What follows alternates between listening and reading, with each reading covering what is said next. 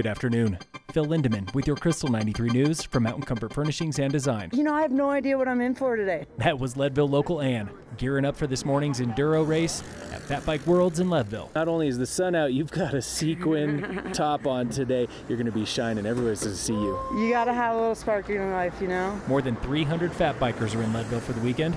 Here's organizer Sterling Mudge with Cloud City Wheelers. Worlds has never been to Leadville. It's the first time. Lining up with Ann this morning was Stacy from Denver, and she has tips for anyone who's out riding a bike in 10-degree weather. You gotta keep eating. It's a eating event with a bike race in it, so I've got a few hundred calories dissolved into my waters there. I'm gonna have a bag of gummies and some gels. Dillon's own Lee Hewitt hasn't missed a Worlds in 6 years. Kind of like racing mountain bikes was in the 90s. Well, the fast guys are gone. They're such motors that doesn't matter. But for the rest of us, you just kind of don't have it figured out. You just roll along and you take it as it comes and have a good time. Coming up from Boulder, making her Worlds debut, is Wendy. Been a big fat biker for over 5 years. When the skiing's bad, the fat biking's good, and I'm so stoked that Worlds are back in Colorado. Leading the pack at today's Enduro was Heath from Leadville, riding a star-spangled bike. The red, white, and blue Borealis Crestone picked up these wheels straight from China with the American flag painted on them. Heath, he's also the sheriff of Lake County. Tomorrow at CMC Leadville will be the main event, the Fat Bike Worlds cross-country race. Here's organizer Sterling again. It's going to be awesome. We've got 5 heckle zones to cheer people on. We got a bacon station, and we've got hardly any clouds in sight, so the snow condition is going to be great. Racing tomorrow starts at 10.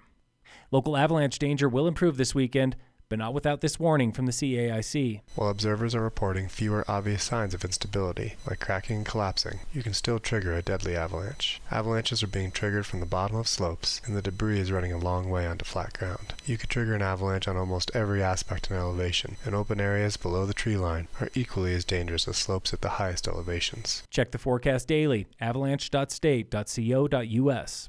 In local entertainment news, showing this weekend at the Eclipse in Breck is American Fiction. It's the story of a black writer considered not black enough until he writes a scathing satirical novel. It's inspired by the novel Erasure by Percival Everett.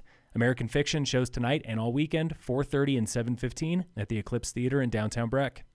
In sports, the Avalanche play the Kings tonight at 7. Michaela Schifrin was rushed to the hospital after crashing into the net at today's downhill in Italy. Her coach tells AP News there is no serious damage to her knee. She will not race in tomorrow's second downhill. Her boyfriend, Norway's Alexander Kilde, suffered his own nasty crash 2 weeks ago in Switzerland. Great Britain's Maya Brooks took gold today at women's snowboard slopestyle for opening day of X Games Aspen. Happening now is women's snowboard pipe. Coming up later, it's men's snowboard knucklehuck and pipe and men's ski big air.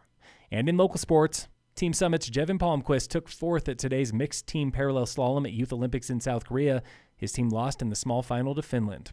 In preps, Summit High Hockey is playing Mullen at home today. Boys and girls basketball have Rifle away. Swimming and diving's at the Aspen Rec Center. Tomorrow, hockey is playing at home again for Crested Butte. Boys and girls basketball's on the road for Delta. Wrestling is at Lincoln High. Phil Lindemann, Crystal 93 News.